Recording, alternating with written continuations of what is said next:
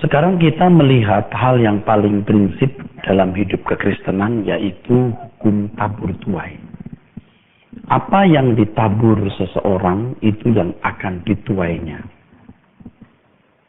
Tuhan menghendaki kita memahami hukum itu dan kita mau konsekuen serta konsisten untuk memegangnya dengan teguh.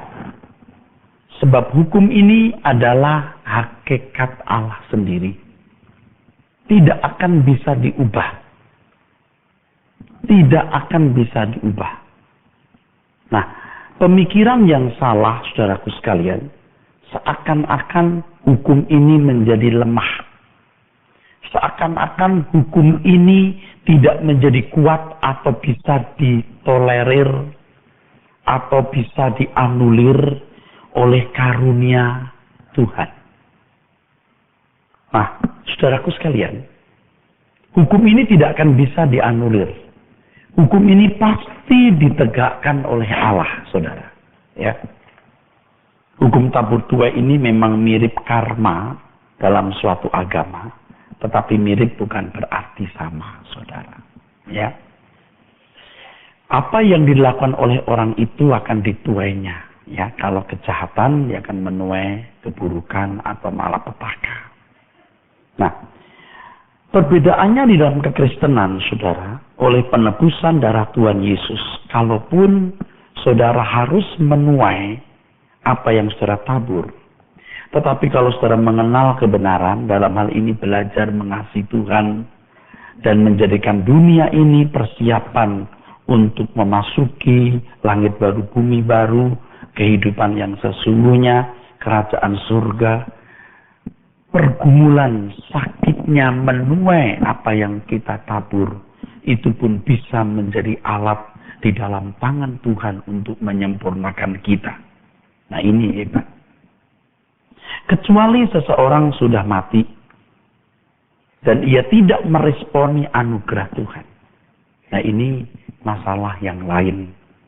Tidak ada kesempatan sama sekali, saudaraku. Ya. Ini beda dengan kalau di dunia jahat, nanti di dunia yang akan datang dia lahir lagi. Ya. Kalau sekarang jadi manusia karena jahat, nanti jadi babi. Nah, kita tidak percaya adanya inkarnasi. Ya. Yang ditabur orang dalam roh akan menuai kemuliaan. Tetapi yang menabur dalam daging akan menuai kebinasaan. Menabur dalam roh. Nah, ini kalimat harus saya jelaskan suatu hari nanti secara khusus. Nah, saudaraku sekalian, kembali soal tabur tuai ini. Apa yang kita tabur, kita tuai. Tetapi dalam anugerah Tuhan Yesus, Tuhan bisa menjadikan apa yang kita tuai dari hasil taburan kita itu sesuatu yang tetap baik. Kalau kita mengasihi Tuhan dan mau fokus kepada kerajaan surga.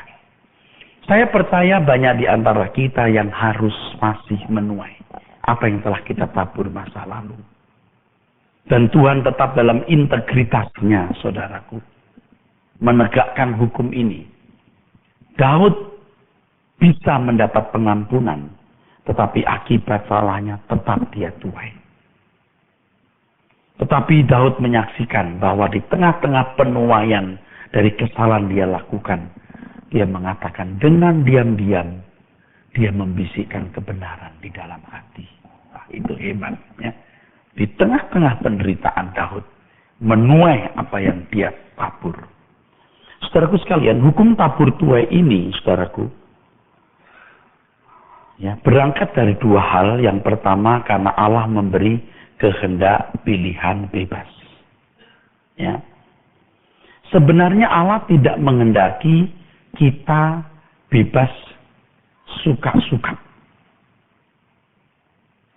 Tuhan menghendaki kita menundukkan kehendak kita kepada kehendaknya, bukan kehendak bebas. Sebenarnya.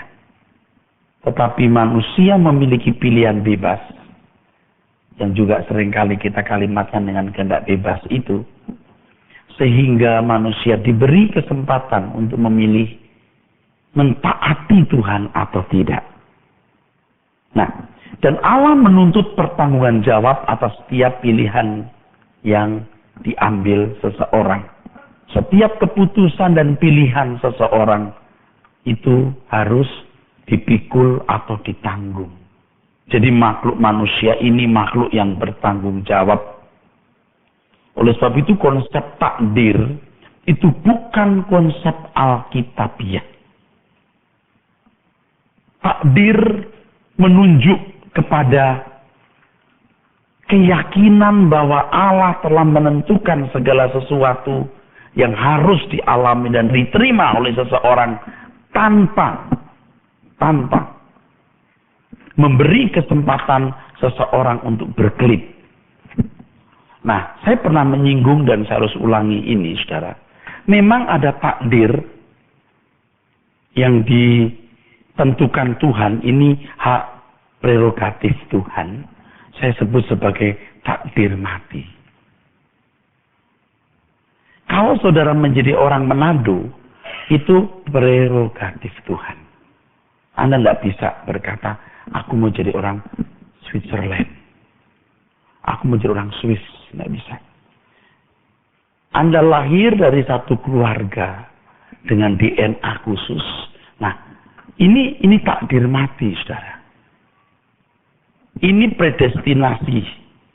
Ini mutlak berdasarkan kedaulatan Allah. Tetapi ada takdir hidup. Ini istilah saja, maksud takdir hidup. Takdir ya takdir. Nanti dulu. Memang kebenaran kadang-kadang sulit dijelaskan dengan kata-kata. Saudara menjadi orang Manado. Oke. Sekarang Manado rusak atau Manado baik? Itu tergantung saudara. Saudara menjadi orang Indonesia tinggal di satu negara yang bergolak terus dalam kesulitan dan krisis. Tapi jadi orang Indonesia yang baik atau orang Indonesia yang rusak. Itu tergantung. Allah tidak menentukan orang menjadi rusak atau menentukan yang lain menjadi tidak rusak. Itu bukan hakikat Allah. Tetapi Allah memang punya prerogatif. Dan ini harus dijunjung tinggi. Bagaimanapun dia Allah. Namun demikian Allah juga memberikan pilihan bebas. Atau kehendak bebas. Walaupun Tuhan tidak ingin orang bebas dengan keinginannya sendiri. Sebab Allah mengendaki manusia sebagai makhluk ciptaan menundukkan diri. Dan kehendaknya ditundukkan kepada kehendak Allah. Nah, kalau kita mengerti hukum ini, saudara, kita akan berusaha, kita akan bergerak untuk memilih apa yang baik, guna menata hari esok kita, guna menempatkan diri pada bagian yang baik, ya, berkat. Oleh sebab itu kita tidak boleh ceroboh, saudaraku sekalian. Kita tidak boleh ceroboh. Apa yang kita tabur, itu kita tuai. Di dunia ini kita akan menuai apa yang kita tabur. Dan di kekekalan kita akan menuai apa yang kita tabur sepanjang hidup kita. Nah, tidak bisa tidak. Kalau orang rajin bekerja, giat, mengembangkan semua potensi yang ada padanya, ketika hari tuanya, dia akan lebih menjauhi kesulitan. Lebih menjauhi kemiskinan. Ya, dari muda memang hati-hati, dari muda memang ya belajar memaksimalkan semua potensi, mengembangkan bakat. Lebih sulit miskin. Tapi kalau dari muda sudah ceroboh, malas, tidak mengembangkan potensi, sehingga ketika lewat usia, dia tidak memiliki keunggulan, keahlian, ekspertisi, lebih sulit dia menjadi kaya, lebih gampang dia miskin. Tapi ada juga Pak, orang yang waktu mudanya sembarangan, tapi setelah dewasa dia berhasil. Kita tidak bisa melihat dengan teliti hidup seseorang. Satu. Yang kedua, kita belum tahu akhir hidup orang itu. Bukan tidak mungkin memang waktu muda malas, ya, dia tidak mengembangkan potensi. Begitu Dia menginjak dewasa, dia berani nipu, dia berani jadi Markus, maklar kasus. Tahu nggak? Berani jadi bandar narkoba, kaya. Lalu seorang berkata, dia itu dulu waktu muda malas, sekolahnya bodoh, nggak lulus SMA, bisa kaya. Nggak tahu Anda, kayanya kenapa? Kita belum lihat nanti bagaimana, berapa lama dia bisa seperti itu. Ya. Lalu yang pertama, kalau kita berkata, ini yang kedua loh ya, kita belum tahu hari-hari esoknya. Yang pertama, kalau kita lihat orang, dia malas, belum tentu. Di mata you malas, you nggak tahu di belakang dia buat apa. Sampai dia bisa memiliki keberhasilan seperti itu. Saya sudah berkali-kali memberikan contoh orang Jepang, ya, negara RRC. Kenapa? Mentalitasnya bagus. Itu jelas. Perdana Menteri Jerman atau Menteri Luar Negerinya, ya lupa saya, yang dituduh korupsi lalu mengundurkan diri. Presiden ya, yang salah satu negara Eropa itu malu. Korea Selatan juga punya malu. Mentalitasnya begitu, saudara. Mentalitasnya begitu. Negara ini tongkat kayu dan batu jadi tanaman. Tapi rupanya negara kita terus dilanda krisis, ya saudara. Saya mau mengajak kita untuk tidak suka mengkritik dan menciderai pemerintah yang sekarang berkuasa. Karena kita belum tentu lebih bisa dari mereka. Orang Kristen tidak boleh. Saya mau belajar di mimbar, ya, untuk tidak menciderai pemerintah walaupun mereka gagal. Oke? Baik buruk itu pemerintah kita yang sudah kita tunjuk untuk menjadi pemimpin. Kalaupun kita tahu belangnya, kita berusaha untuk diam. Toh kita kalau berteriak tambah malah nggak karu-karuan, malah ada pihak-pihak tertentu yang diuntungkan, betul? Kalau hari ini Bapak Presiden Susilo Bambang Yudhoyono menjadi presiden yang kita harus cintai. Baik buruk, he is my president. Kita doakan, ya, seluruh menteri-menteri kabinet.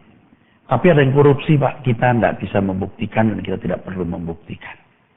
Sebagai bangsa Indonesia yang dewasa dan orang Kristen, saya mengajak kita untuk berpikir positif seperti ini. Oke, nangkep saudara? Nah, tapi kita tidak bisa mencegah, gini maksud saya, kita tidak bisa mencegah pandangan bahwa memang mentalitas bangsa kita rendah. Kita tidak bisa cegah. Bukti nyata, saudara, verifikasi jelas bahwa kita termasuk negara yang terkorup atau kelompok negara-negara yang manipulasi kedudukan, kekuasaan, korupsi tinggi dibanding negara-negara lain. Oke? Termasuk negara yang korup, maksudnya begitu. Nah, kembali soal mental. Mental, saudara. Kalau misalnya, saudara ya, kita bicara soal Tuhan yang memberkati, ya. Oke. RRC dianggap komunis. Tapi Anda tahu, hari ini subur. Makmur, walaupun tentu per kapita, maksudnya gini, lebih kuat dari kita. Bagaimana rakyatnya bisa terlindungi. Ya, bagaimanapun, Jepang, bagaimanapun makmur, subur. Negara maju, saudaraku. Kalau kita mau mengatakan itu berhala, nggak menyembah Allah, terserah situ. Faktanya negara itu makmur. Betapa naifnya kita yang sembahyang tiap hari, kita berdoa, kita memanggil Tuhan. Ternyata kita hidup dalam kesulitan yang berkepanjangan. Nah, ini semua memberikan gambaran yang jelas bahwa Tuhan menghendaki kita memiliki tanggung jawab. Sebab yang kita tabur itu kita tuai. Nah, gema masa lalu. Jadi apa yang kita alami hari ini adalah gema dari apa yang telah kita lakukan sebelumnya, saudara. Ya. Jadi kalau bangsa ini 30 tahun lebih ya, hidup dengan cara berpikir yang salah, dan sekarang kita harus menuai apa yang kita tabur, ya saudara. Dari pengekspor minyak menjadi pengimpor minyak. Kita tidak mampu mengolah minyak mentah kita sendiri. Kita harus menjual minyak mentah dan membeli minyak jadi. Ya.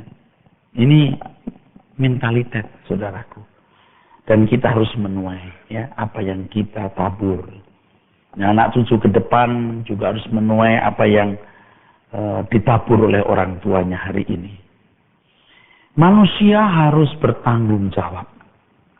Manusia diciptakan sebagai makhluk yang harus bekerja dan mengoptimalkan semua tanggung jawab.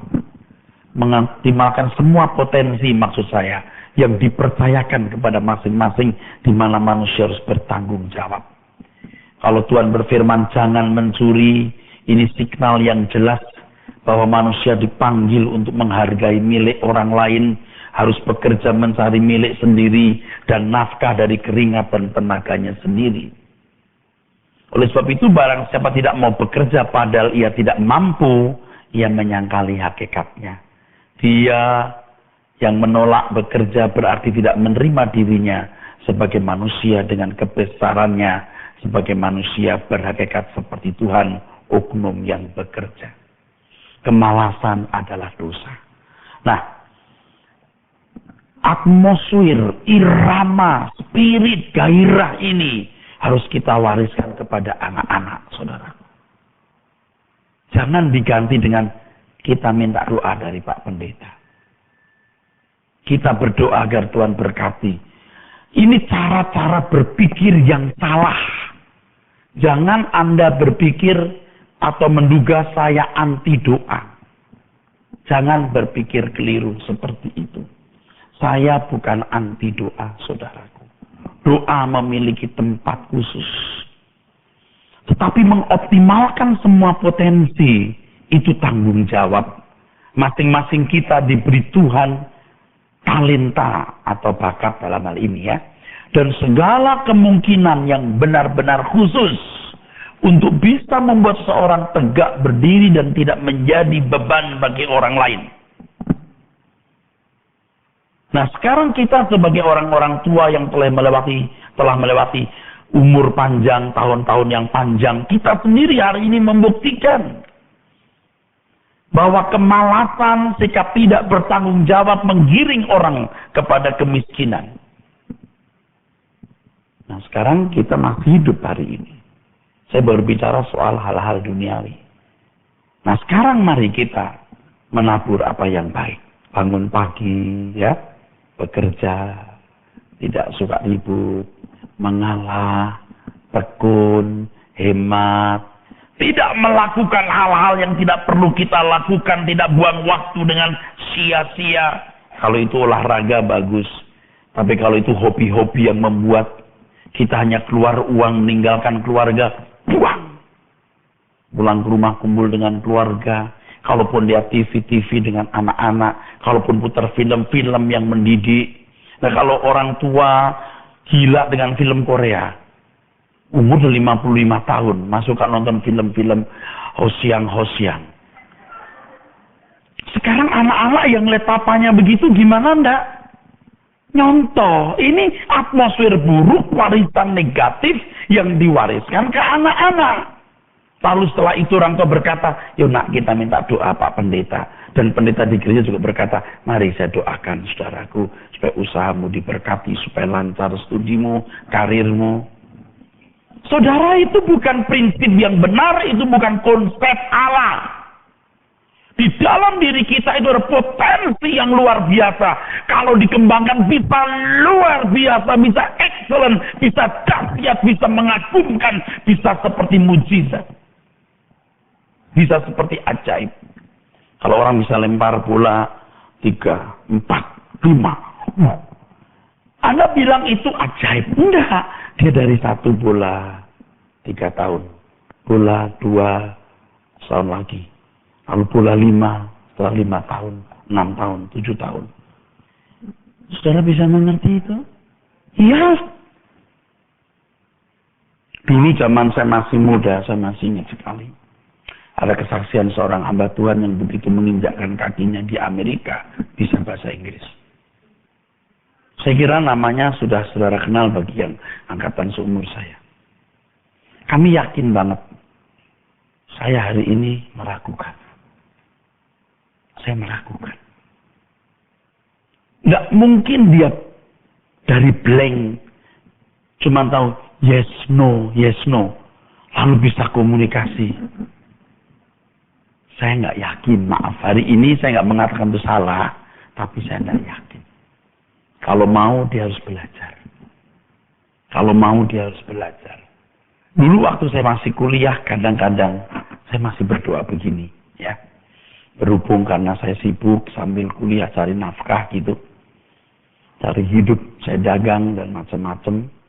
Saya bilang begini, Tuhan, tunjukkan kepada saya soalnya yang akan keluar. Khususnya untuk bahasa Ibrani, itu kan sulit ya saudara.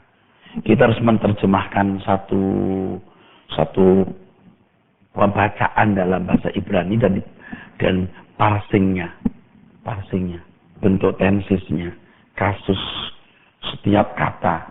Ini kan rumit, tapi kalau sudah tahu, kita cari di kamus dulu, kita apalin, tinggal kerjain gitu saudara. Tapi setelah saya sadar itu salah, saya tidak berani minta lagi. Karena itu membuat kita jadi malas.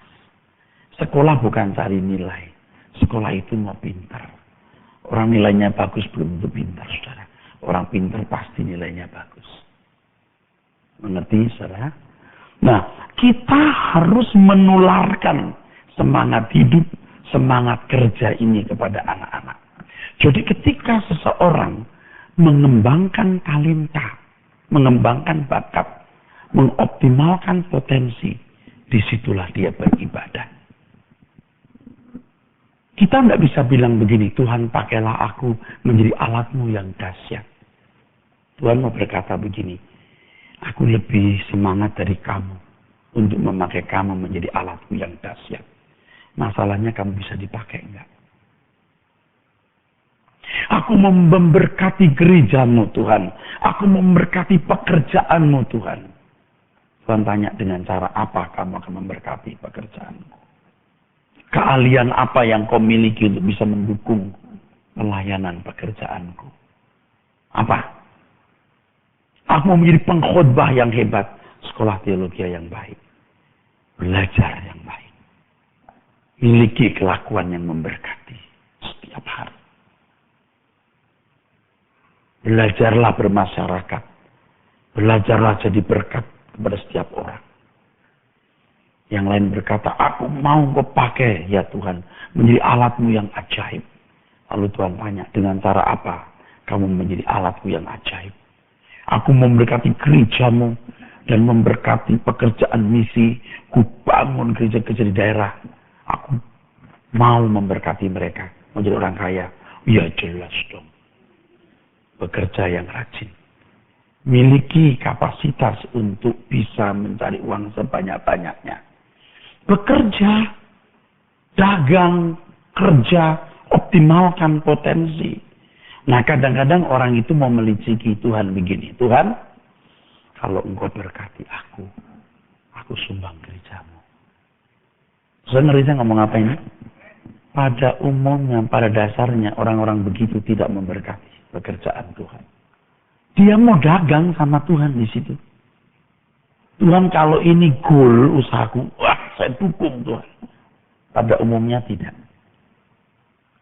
Dia mau sharing profit sama Tuhan. Mau bagi profit, ini kurang ajar.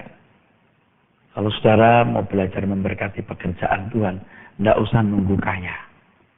Saudara harus menempatkan diri tempat di mana Tuhan taruh. Tidak harus uang, hatimu dulu, pikiranmu dulu, perasaanmu, senyummu, salam sapamu. Otomatis yang lain akan rela saudara pertaruhkan bagi Tuhan. Amin saudara. Nah dewasa ini banyak orang Kristen berusaha menikmati fasilitasnya sebagai orang percaya dengan memanfaatkan kasih kuasa Tuhan. Nah cacat mental banyak orang dewasa ini mencoba menyelesaikan semua masalah dengan karunia. Ini terjadi oleh karena merasa sebagai anak Tuhan yang memiliki jaminan yang luar biasa. mentang-mentang anak Tuhan. Padahal banyak hal dalam hidup ini yang kita harus selesaikan dengan upaya, tenaga, dan kerja keras. Misalnya saudara sebagai seorang sales mobil, sales sepeda motor, sales apa gitu. Saudara dikejar target bukan? Lalu saudara berdoa sungguh-sungguh bagaimana dipertemukan dengan customer, lalu customernya gampang pesan, lalu saudara bisa mencapai target. Kalau sudah dewasa, saudara itu nggak perlu berdoa begitu. Aku serahkan hidupku dalam tanganmu. Lalu besok disetting waktunya. Aku harus sehat. Aku harus, ya kalau menghadapi customer dengan wajah yang segar, dengan tubuh sehat. Aku harus kerja keras. Aku mau kemana saja. Nah kadang-kadang misalnya ini contoh ya, sales. Udah nggak punya semangat, tapi harus jalan. Jadi muter kemana aja, rumah teman, tidur sebentar, jalan lagi. Yang Kristen begini lalu minta diberkati Tuhan, nggak bisa. Kerja keras dengan segala upaya, saudara. Saudara berkata, Tuhan aku mau jadi seorang dokter. Tapi orang tuaku kurang mampu. Mau? Sungguh-sungguh gimana caranya? There is a way. Pasti ada jalan. Bapak di surga engkau Bapakku. Kalau engkau berkenan aku menjadi seorang dokter, Bapak buka jalan. Lalu jangan cuma nunggu mujizat. Usaha. Bagaimana caranya? Bawa dalam doa. Tuhan akan mengarahkan begini. Begitu. Atau Tuhan berkata kamu bukan dokter. Aku menjadikan kamu arsitek. Kamu bukan dokter, kamu berdagang. Tapi di sini jangan doa itu seolah-olah bisa mengurangi usaha kerja keras kita. Misalnya begini, saudara. Untuk mencapai satu target ya cita-cita, Anda harus mengerahkan 100% untuk mencapai target tertentu. Nah, karena berdoa, Anda nggak perlu 100%. Cukup dengan 60%. Yang 40 itu doa. Ini salah. Apalagi yang Allah berperang ganti kita. Saudara, ini bukan main-main. Ini bukan masalah kecil sebenarnya. Nah, di mana-mana agama itu kan mengupayakan bagaimana Allah, dewanya, campur tangan. Betul? Kita nggak usah begitu karena Allah yang memelihara kesetiaannya sampai selama-lamanya dan yang tidak pernah meninggalkan perbuatan tangannya. Jadi nggak perlu kita harap. Orang yang masih berharap kepada Tuhan itu belum percaya. Orang nggak perlu berharap kepada Tuhan. Orang percaya saja lalu memenuhi bagiannya. Nah, orang-orang yang punya prinsip ini, itu nggak bisa lagi dibohongi oleh orang-orang yang mengaku jadi mediator Tuhan, yang doanya mantap, yang bisa menjangkau Tuhan, seolah-olah dia menjadi mediator atau menjadi penghubung. Jadi brokernya Tuhan. Saudara, sekarang kalau orang punya 100%, mestinya, karena doa jadi cukup 60%, atau Tuhan memberikan kemudahan-kemudahan. Ini kan bisa merusak pola berpikir Saudara tahu, nanti kalau bicara soal surga, Tuhan sediakan anugerah 100%. Anda harus meraihnya dengan respon yang 100% juga. Saya baru mikirin terus. Sulit banget ya orang bisa masuk surga ya. Betul lagi mikir. Sebab kalau kita harus seperti Tuhan Yesus, punya spirit seperti dia, waduh, itu nyaris mustahil. Saudara ngerti nggak yang rajin mendengar suara kebenaran ini? Anda punya kemajuan kan pelan banget ya.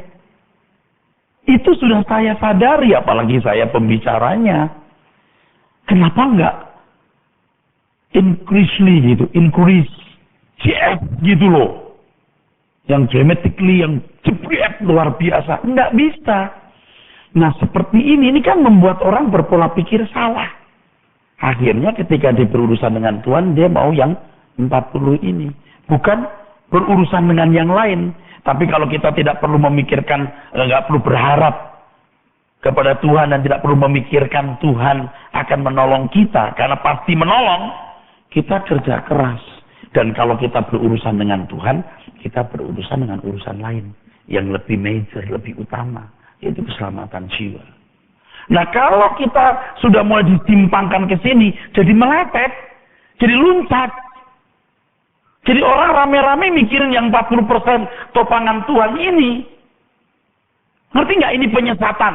Bukan hanya masalah soal kinerja kita jadi rusak, mental kita jadi rusak, tapi bisa menyimpangkan kita tidak masuk kerajaan surga. Itu masalahnya. Masih bisa ikuti nggak ngomongan saya ini? Apalagi kalau berpikir begini, Allah kerja 70%, kita 30%. Saudara tidak perlu kasih persentase ke Tuhan. Dia Bapak. Bisa paham nggak? Ini kalau orang tua saja anak belum lahir, sudah bikin popok loh. Anak belum sekolah sudah diasuransikan pendidikan. Sepatu tas belum rusak, mama papa udah berikan tas. Nah ya kok saudara masih pakai begitu loh sama Tuhan. Orang yang masih berharap-harap itu belum percaya. Kita tidak usah harap pertolongan Tuhan. Kita percaya. Karena Tuhan pasti campur tangan. Masalahnya kitanya mau tidak kerja keras ke usaha. Nah yang paling merusak ketika ada seorang tokoh yang seolah-olah dia bisa mempermudah. Oke, kamu usaha. Tapi kalau Tuhan nggak nolong, percuma. Saya yakin Tuhan nggak tolong, percuma. Tapi Tuhan tidak pernah menolong. Tidak pernah tidak menolong. Tuhan tidak pernah tidak menolong. Tuhan selalu menolong. Jangan berpikir, Tuhan bisa tidak menolong. Nggak mungkin, Tuhan pasti menolong. Masalahnya kita harus tanya, apa tujuan hidup kita? Betul? Kalau tujuan hidup saudara salah, ngapain ditolong anak setan? Paham saudara? Kalaupun usaha kita 100%, hasilnya tidak seperti yang kita harapkan, Allah pasti mengadakan sesuatu yang baik untuk kita. Kamu bukannya dokter, nak, jadi pedagang. Kamu ya dokter, kamu bisa malpraktek satu hari, kamu salah lakukan tindakan, waduh kamu disu, yang kamu sentuh itu seorang anak konglomerat yang kenal dengan penguasa negara ini. Udah jangan, bahaya ke depan, pedagang aja. Bisa macam-macam. Masih bersama saya? Paham ya saudara? Harus cerdas, nangkep? Harus cerdas di sini. Saudara harus cerdas, benar di sini. Jadi jangan meragukan sama sekali, ya, penyertaan Tuhan. Ya. Jangan saudara percaya seakan-akan ada pendeta yang bisa merubah hukum tabur Tuhan. Dulu ya, saya berpikir salah. Sebenarnya saya berubah ini juga belum lama-lama, bener loh. Seakan-akan tuh kesulitanmu bisa kurubah dengan doaku. Apa nggak bisa, Pak? Ya, untuk kasus tertentu kadang-kadang Tuhan bisa. Itu pun terpaksa. Hizkia mestinya mati. Tuhan rubah 15 tahun. Anda tahu? Gara-gara 15 tahun, dia sombong. Kekayaan bait Allah, perkakasnya, dibawa ke Babel. Sebab di 15 tahun umur yang diperpanjang itu, dia merusak hidupnya dan merusak bangsa Israel. Lebih baik dia mati. Anda mungkin berkata, Pak, saya sudah kerja keras nih, habis-habisan. Tapi penghasilan saya masih segini aja. Itu luar biasanya anak Tuhan. Karena Tuhan mengerti kamu pegang lebih banyak dari ini, kamu kolaps. Ini jadi masalah. Saya bisa mengerti. Kalau kekuatannya 10 PK, 20 PK, ya, 5 PK. Kalau orang mengerahkan 20 PK tenaga ini, dia bisa menghasilkan bisa 1 miliar misalnya. Dalam posisi yang sama persis, usaha persis. Anak Tuhan 20 PK cuma dapat 100 juta. Kenapa nggak 1 miliar? Di sini Tuhan bisa melindungi kita. Asal, ada asal. Saudara punya komitmen dengan Tuhan. Kalau saudara berkata, bentuk aku Tuhan. Oke.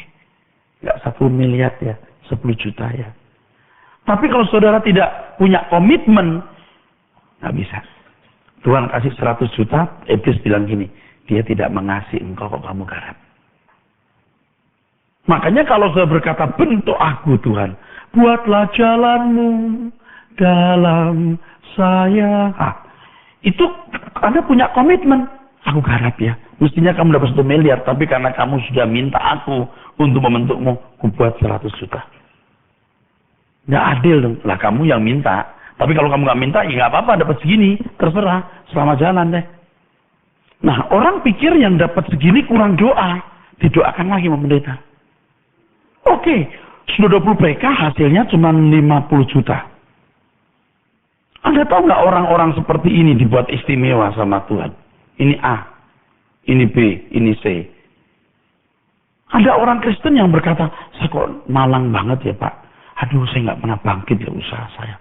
5 tahun belakangan ini, mati nggak, hidup juga nggak, makin mundur. Iya Pak, saya kurang apa ya? Kamu pernah punya komitmen nggak mau dibentuk Tuhan? Saya pengen menyenangkan Tuhan. Itu masalahnya. Tapi orang-orang seperti ini nggak akan ditinggalkan Tuhan. Tidak akan dijagai sempurna. Tapi jangan mikir yang bisa naik mobil mewah, Anda naik minibus tua. Ya enggak apa-apa. Makanya dia harus dibekali dengan suara kebenaran. Kalau enggak kuat ya. Sebab dipikirnya masih kena kutuk kemiskinan.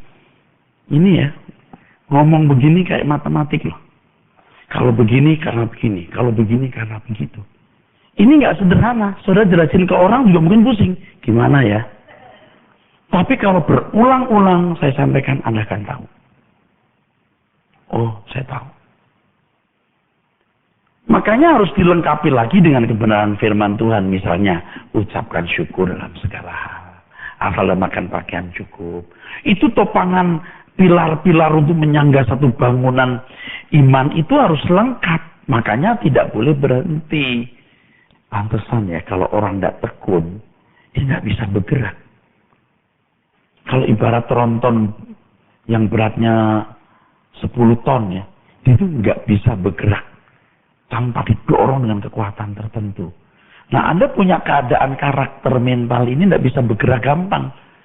Tekun, bergerak juga, saudara. Kalau bergerak itu nanti makin cepat, makin mudah.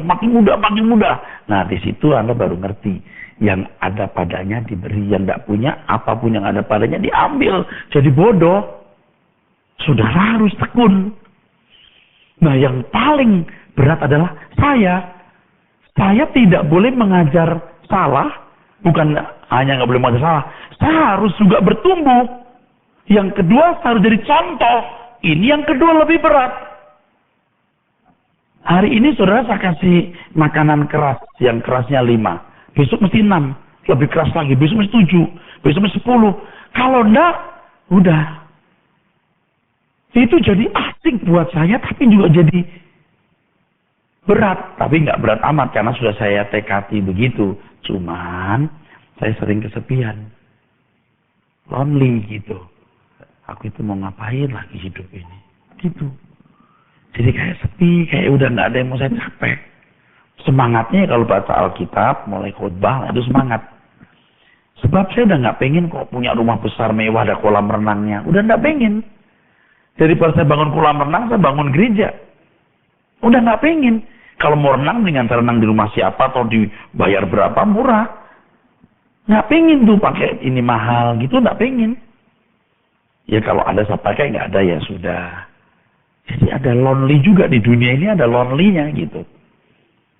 Saya harus kasih pelajaran yang terus. Itu lama-lama itu kerajaan surga itu di depan mata kita. Tapi kita masih bisa menikmati hidup loh. Jangan sudah pikir enggak loh. Kalau ketemu teman-teman yang seroh, aduh kita happy loh. Ngomongnya ya Tuhan aja. Mikir loh pekerjaan Tuhan. Ya. Terus mikirnya itu saudaraku.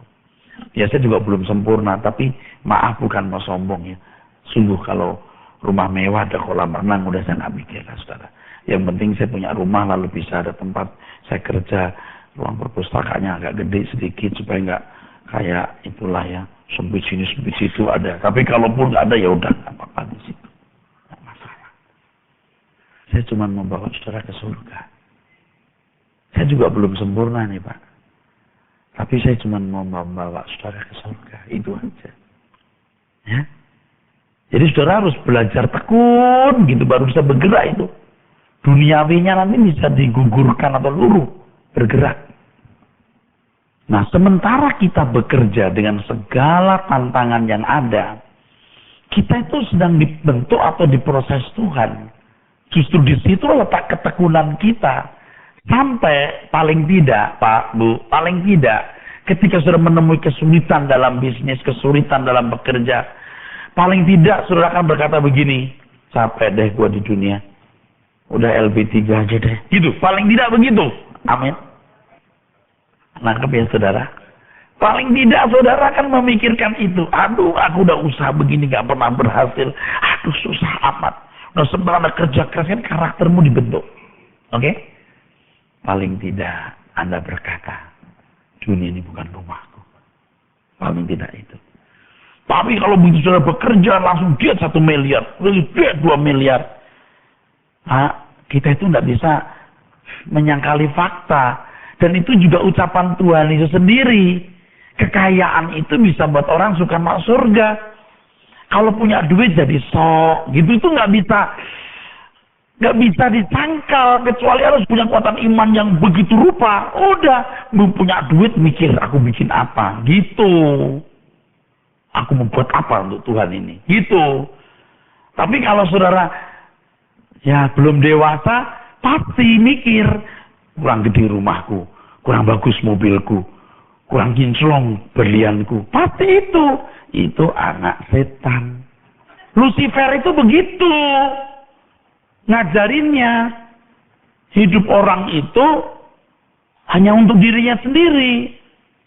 Nah, sementara kita capek, kita kerja, kita dihina sama atasan, ditindas, kita tetap, oh Tuhan, aku mau melayani Engkau. Di situ Anda mengerti apa artinya.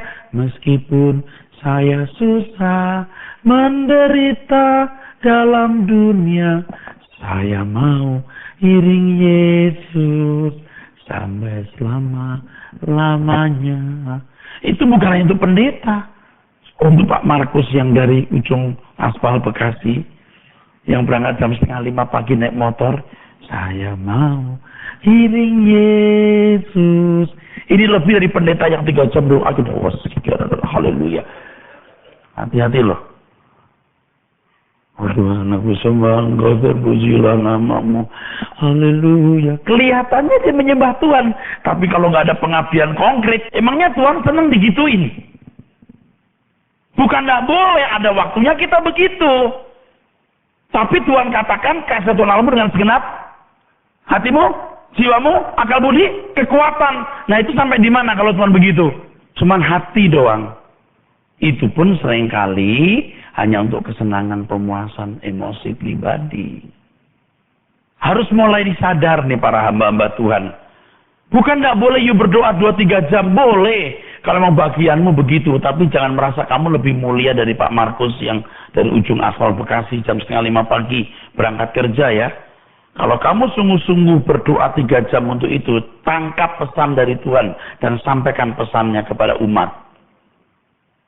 Jangan pesannya sendiri nanti dia dapat. Kalau jadi mistik, Tuhan berbicara saudara. Apa? Kalau mau bicara, belajar Alkitab dulu. Supaya pikiranmu jangan sesat. Setiap yang muncul di pikiranmu diverifikasi oleh kebenaran Injil. Kalau enggak kan dia ngarang sendiri. Ini kan pikiran tuh bisa menjelaskan dari Antartika sampai mana? Sampai Mars. Kemana-mana lalu punya satu ide. Ya Tuhan bisa bicara Pak. Betul, tapi Tuhan tidak mungkin menyangkali Alkitabnya. Nah saudara yang bangun pagi doa dulu 1/2 jam ketemu Tuhan, amin. Ke kantor, aku harus bagaimana aku bisa mengerjakan tugas ini. Aduh ngadepin atasan itu. Aduh jahat bener ya, kok begitu orang ya. Tapi aku mulai hari ini tidak akan ngomongin dia di belakang. Mulai hari ini aku mau lebih jujur. Mulai hari ini aku tidak akan ngomong jorok dengan teman-teman. Mulai hari ini saya tidak akan mengkhianati dia. atasanku walaupun dia jahat kepadaku. Coba, itulah ibadah saudara yang konkret. Baru saudara bisa berkata, meskipun saya susah, menderita dalam dunia, saya mau iring Yesus.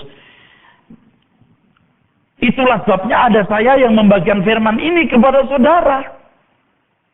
Kalau saudara seorang sales apa sabun atau apa yang dari rumah ke rumah, terus dari rumah ke rumah, terus. Sementara Anda ke rumah, Anda bukan hanya cari nafkah, mencapai target jual sabun atau alat pembersih apa gitu. Tapi Anda sedang melakukan sesuatu untuk Tuhanmu. Setiap mau ketok pintu, itulah pelayananmu. Paham nggak saudara? Karena rupiah-rupiah yang kamu hasilkan itu untuk anak-anakmu, untuk pasangan hidupmu. Supaya kamu bisa jadi berkat. Yang begini menyenangkan di hadapan Allah. Paham nggak saudara? Tidak harus dari pendeta atau aktivis yang angkat tangan berbahasa roh. Tapi ketok satu rumah ke rumah yang lain. Dan tanpa berkata, Pak Pendeta doakan supaya saya mencapai target. Tidak perlu. Tuhan, aku akan mencapai target karena Engkau. Terima kasih Engkau menyertai aku. Udah ketok 300 rumah Pak. Hanya 10 yang terima. Tidak apa-apa. Waduh. Ada yang bilang itu kamu kena kutuk. Kutuk tidak laku. Coba bayangkan kalau sampai dia denger orang ngomong gini. Pendeta mana yang bisa kutuk-kutuk ya bisa melepaskan saya? Ngerti kutuk itu apa? Salah kan? Kita anak Tuhan telah bebas dari kutuk. Paham saudara? Makanya kalau saya ketemu jemaat ya saudara ya. Ada jemaat, kamu dari mana? Saya kerja ini Pak. Di mana? Saya kerja di hotel. Saya cuma room boy atau enggak apa-apa. Jangan pakai cuma-cuma ya. Enggak apa-apa nak. Bagian hotel yang room boy itu ya. Enggak masalah. Atau room service. Enggak masalah nak. Kamu dengar suara kebenaran, kamu agung. Dan orang itu mungkin di sini karena pernah ketemu saya di toilet, saya tanya. Saya lupa mukanya hari ini yang mana. Tapi saya tanya dia begitu. Enggak apa-apa nak. Itu agung kamu di situ, ngerti enggak? Kerja keras. Di sana ketemu tamu yang nggak tahu diri.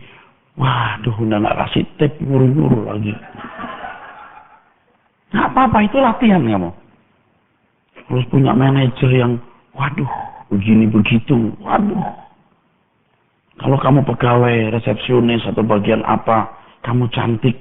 Terus kepala bagianmu udah sering rendezvous dengan pegawai. Kamu termasuk yang ditarget. Satu dikeluarin, cari cantik lagi atau keluarin. Kamu tetap kokoh. Kokoh kamu. Lebih baik kamu dipecat daripada berbuat dosa. Nah, kau baru bisa bilang, meskipun saya susah menderita dalam dunia. Jangan kamu jatuh. Lebih baik kamu nggak makan. Kamu kerja keras, berprestasi di situ. Tahu nggak orang-orang baik kayak begini, kerja keras, tapi masih diperlakukan tidak adil, sampai hatinya maknyut gitu. Waduh, bahaya nih orang. Yang bikin maksiat gitu, waduh. Nggak usah nyumpahi ya, nggak boleh. Kamu nggak berat untuk nyumpahin orang, nggak boleh. Pembalasan di tangan Tuhan. Setelah berkata, ya Tuhan, ampuni dia, tidak tahu apa yang dia perbuat. Nyut gitu. Waduh. Mengerikan itu. Sudah ngerti nggak saya ngomong apa ini? Sampai nyut, Anda nggak balas. Waduh. Dan karena Anda nggak punya kesempatan, tidak punya kemampuan membalas. Punya kesempatan membalas, tapi tidak membalas. Nyutnya lebih sakit loh. Kalau kita punya kesempatan membalas, kita nggak mampu membalas. Kita nyut gitu. Waduh, sakit. Tapi kita bisa membalas, tapi nggak membalas, nyutnya lebih sakit. Tapi kalau sampai nyut gitu, waduh, mengerikan. Saya ngomong gini nggak memberikan motivasi supaya saudara buat nyut sendiri loh ya. Aku mau nyut gitu biar dia tahu rasa ntar. Nggak boleh begitu saudaraku. Jadi sering kita dengar pendeta berdoa agar Tuhan memberkati umatnya dengan berkat-berkatnya. Tetapi mereka kurang atau tidak mengajak dengan tegas umat untuk bekerja keras, giat, dan jujur. Paling tidak diisyaratkan demikian dong. Tidak sedikit pendeta yang mengisyaratkan, walau tidak terbuka mengatakan demikian, bahwa orang Kristen tidak perlu giat bekerja. Tanpa kerja giat, berkat datang lebih banyak. Seperti gini, banyak berdoa, banyak berkat. Kurang berdoa, kurang berkat. Tidak berdoa, tidak ada berkat. Saya nanya dulu, doa di situ apa? Lipat tangan, minta-minta. Kalimat itu sendiri tidak salah, betul. Tapi berkat yang di sini maksudnya apa lagi? Tidak boleh orang menafsirkan sendiri seperti begitu mendengar berlimpah-limpah berkat. Langsung asosiasi dan asumsinya apa? Duit. Saya nggak benar dong. Ini kan namanya penyimpangan. Ini hal yang tidak bisa kita anggap sepele. Nggak bisa kita anggap remeh. Gereja tidak boleh ikut-ikutan praktek keagamaan atau praktek perdukunan atau praktek penyembahan Allah ilah yang bukan Allah yang benar. Saudara ngerti nggak kalau misalnya orang beri sesajen, orang sembahyang sama dewa-dewanya, kan satu motifnya diberkahi, dilindungi, dijaga, betul?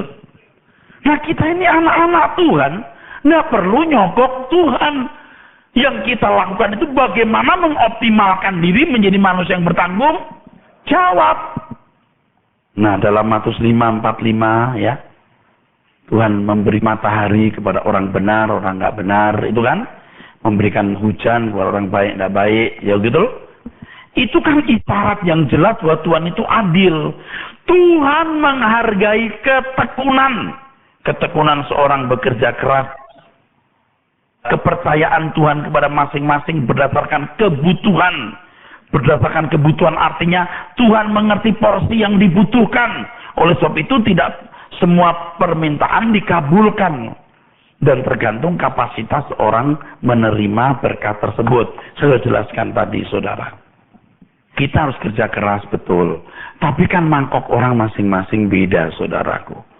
Anda sebesar ini atau sebesar ini. Atau sebesar ini.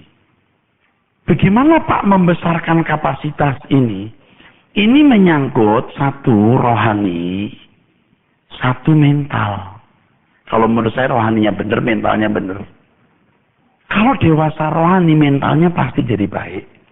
Ada orang yang nggak bisa kelola uang, orang pegang sekian miliar, waduh udah macam-macam yang dia lakukan. Saya belajar satu hal, walaupun saya betul-betul fokus untuk Tuhan. Pelayanan hidup saya semua untuk Tuhan, uang saya untuk Tuhan. Tapi saya pun juga harus belajar. Yang ini perlu nggak saya lakukan? Proyek ini visible nggak saya perbuat? Nah, saya belum kuat apa-apa terus saya mau bikin TV. Kan ngaco. Maksa bisa aja, kenapa nggak bisa? Maksa diri bisa, cari dana sini, cari dana situ. Rusak. Mentalnya nggak benar. Walaupun uang itu untuk Tuhan. Tapi terus harus bijaksana. Nah setelah saya bertumbuh terus, saya bersyukur kok saya lebih bisa cerdas. Yang ini kayaknya nggak perlu.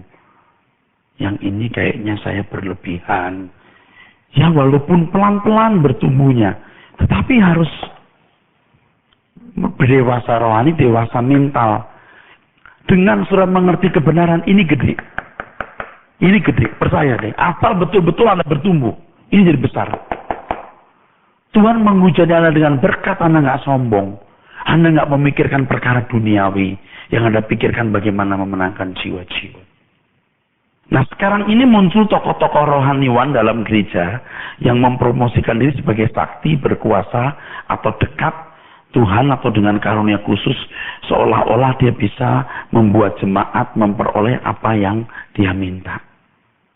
Nah, orang-orang seperti ini sebenarnya saudaraku menyesatkan. Dan dulu saya termasuk kelompok itu. Kelompok yang menyesatkan itu. Bersyukur saya boleh sadar dan saya perlu minta maaf kali-kali ini. Saya sudah minta maaf kapan-kapan itu. Kalau Ya, ada ajaran saya yang dulu-dulu nggak tepat ya, saya mohon maaf. Saya mau berubah, saudara. Saya mau berubah. Ya. Dan kalau saya menyampaikan firman ini, tolong. Kalau nggak mau ya nggak apa-apa, tolong.